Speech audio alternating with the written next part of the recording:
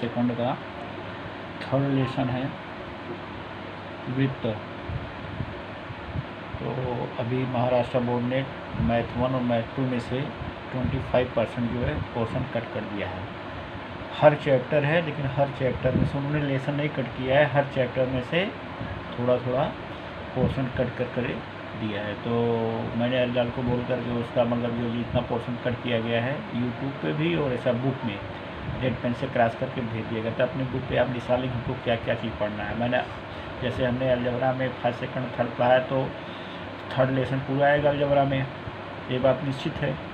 उसके बाद संभावता चौथा चैप्टर है वो भी पूरा आएगा, है कि नहीं है। लेकिन फर्स्ट लेसन में से और सेकंड लेसन से कुछ कट है, हमने पूरा पढ़ा दिया था अलजबरा का। जो नहीं आएगा उसको आप नहीं है पढ़ने का, बाकी जो नहीं आप जो आ रहा है उसको पढ़ना है आपको। उसी तरह से वृत्त में हमने पहला दूसरा लेसन पढ़ा दिया है, लेकिन जो जैसे आपको न्यूज़ पर में पढ़ाया था अभी वो इस परीक्षा में बोर्ड की परीक्षा में नहीं आने वाला है।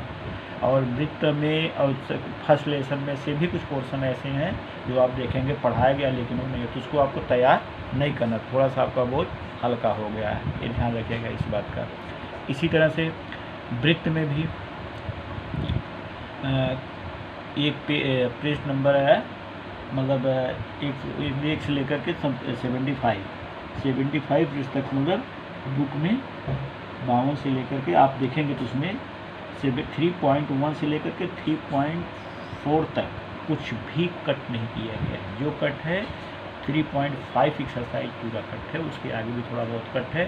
स्पर्श रेखा और छेदन रेखा का परमेय से संबंधित जो भी टॉपिक है कट किया जाए, उसको पढ़ाते समय बता दूँगा। लेकिन बुक में आपके देख लीजिएगा, खोलेंगे उसको पता चल जाएगा, क्योंकि मेरे पास बुक उपलब्ध नहीं है, तो इस तरह से मैं बता दे रहा हूँ।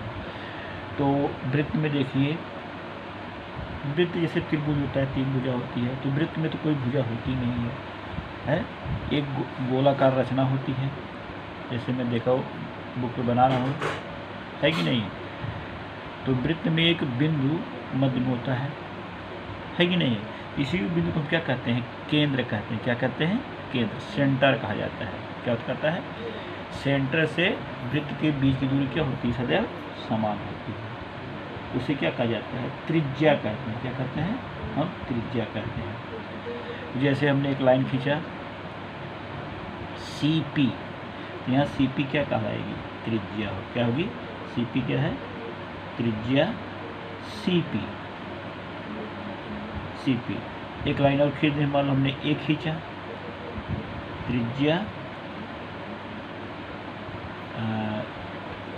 है, त्रिज्या बराबर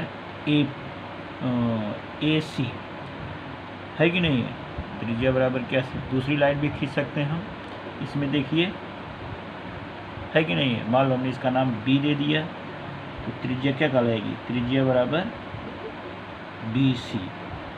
तो एक वृत्त में असंख्य त्रिज्याएं होती हैं, एक वृत्त में क्या होती हैं, असंख्य त्रिज्याएं होती है, ध्यान रखिएगा। और सभी त्रिज्याएं क्या होती हैं, सभी त्रिज्याएं सर्वांग सम होती है। एक वृत्त में जितनी भी त्रिज्याएं होती हैं क्या होती हैं, सब समान होती हैं। इसलिए CP बराबर AC बराबर BC, ये सभी त्रिज्याएं क्या हो जाएंगी, समान हो जाएंगी। दूसरा पॉइंट आता है, ये तो त्रिज्यक हो गया। दूसरा पॉइंट आता है व्यास। क्या होता है, व्यास, ध्यान दीजिएगा। तो एक वृत्त में असंख्य व्यास होते हैं, एक वृत्त में असंख्य व्यास होते हैं। जैसे एक रचना देख लीजिए,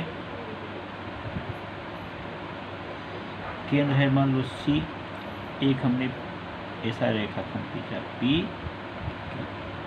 है कि नहीं। दूसरा रेखा खींचा AB, रेखाखंड है यह, है कि नहीं। तो व्यास AB बराबर व्यास PQ, क्या है, जैसे त्रिज्याएं एक वृत्त की सभी सर्वांग सम होती है, उससे क्या होता है, व्यास भी सर्वांग सम होता है। व्यास का एक गुणधर्म और होता है, वृत्त की सबसे बड़ी जीवा को व्यास कहते हैं। वृत्त की सबसे बड़ी जीवा को क्या कहते हैं? व्यास कहते हैं। क्या कहते हैं? व्यास कहते हैं। एक वृत्त में असंख्य व्यास होते हैं, सभी व्यास क्या होते हैं? सर्वांग समसा होते हैं। व्यास की परिभाषा क्या होती है? जो व्यास जो जीवा केंद्र से होकर के जाती है उसे क्या कहते हैं? व्यास कहते हैं। अच्छा, व्यास और त्रिज्या में एक संबंध भी होता है। व्यास बराबर 2 गुणे त्रिज्या। जैसे एक उदाहरण ले लेते हैं आप समझाने के लिए। त्रिज्या बराबर 2 सेंटीमीटर। किसी वृत्त की त्रिज्या कितना दिया है? 2 सेंटीमीटर। इसलिए व्यास बराबर क्या हो जाएगा? 2 गुणे त्रिज्या सूत्र होता है कि नहीं है? हो जाएगा 2 गुणे 2 सेंटीमीटर बराबर 4 सेंटीमीटर हुआ कि नहीं? है कि नहीं है? इस तरह से हमारा व्यास और त्रिज्या में संबंध है। व्यास बराबर 2 गुणे त्रिज्या या त्रिज्या बराबर व्यास बटे 2। अब आता है एक शब्द है जीवा। क्या होता है? जीवा, जिसको अंग्रेजी में क्या कहते हैं? कार्ड कहते हैं। त्रिज्या को रेडियस कहा जाता है और व्यास को डायामीटर कहते हैं और जीवा को कार्ड कहते हैं। तो जैसे वृत्त है, एक उदाहरण लेते हैं। इसे मान लो केंद्र C है, हमने एक लाइन ऐसी खींचा, रेखा खंड x y, तो जीवा क्या होगा? जाएगी जीवा बराबर x y। एक दूसरी जीवा खींच सकते हैं m n, तो जीवा बराबर एक जीवा मान लो हमने सी डी खींच दी, ए बी खींच दिया,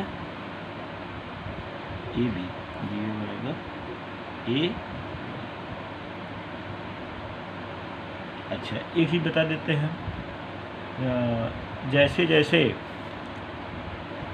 हम केंद्र से जीवा दूर होती जाती है उसकी लंबाई क्या होती है? कम होती जाती है। जैसे जैसे केंद्र से जीवा दूर हटती जाती है वैसे वैसे क्या होती है? जीवा की लंबाई जो होती है कम हो जाती है। और जैसे जैसे केंद्र के नज़दीक जीवा खींची जाएगी उसकी लंबाई क्या होती है? बड़ी होती जाती है। तो केंद्र से दूर जाने पर जीवा की लंबाई घटती है और केंद्र के समीप आने पर जीवा की लंबाई क्या होती है? बढ़ती है। केंद्र से जितनी जीवाएँ जाएंगी सबकी लंबाई सर्वांग सम होगी, लेकिन जो केंद्र से जीवाएँ नहीं जाएंगी वो क्या होंगी? सर्वांग सम नहीं होगी। ये ध्यान रखने का। और इसके बाद आता है 9th में भी था, गुणधर्म है, केंद्र से जीवा पर डाला गया लंब जीवा को सम विभाजित करता है। केंद्र से जीवा पर डाला गया लंब जीवा को क्या करता है? समविभाजित करता है। दूसरा है, एक ही वृत्त की सर्वांग सम जीवाएँ केंद्र से समदूरस्थ होती हैं। ऐसे कई गुणधर्म दिए, उसको मैं अगले वीडियो में बना करके आपके पास भेज दूँगा। लेकिन जितना बताया आज उतना आप तैयार रखें, क्योंकि ये चैप्टर ऐसा है कि चैप्टर थोड़ा हार्ड है। आए बस में अगर आप पढ़ाने तो जल्दी पढ़ा सकते हैं, लेकिन आप फॉलो नहीं कर पाएंगे। तो जितना बता रहे हो उतना फेयर कॉपी पे नोट करते चलिए और इसको अच्छे से याद करिए। थोड़ा थोड़ा करके लेंगे, भले थोड़ा जाएगा, टाइम लगेगा, लेकिन आप समझ सकते हैं, है कि नहीं है? क्योंकि वीडियो द्वारा आप समझेंगे इसको ना। और यूट्यूब पर मैं बना रहा हूँ, उसको भेज रहा हूँ, तो यूट्यूब पे जो जाता है तो उसको सब्सक्राइब करके आप देखिएगा। क्या करिएगा? सब्सक्राइब करके तब देखिएगा, है कि नहीं है? ओके।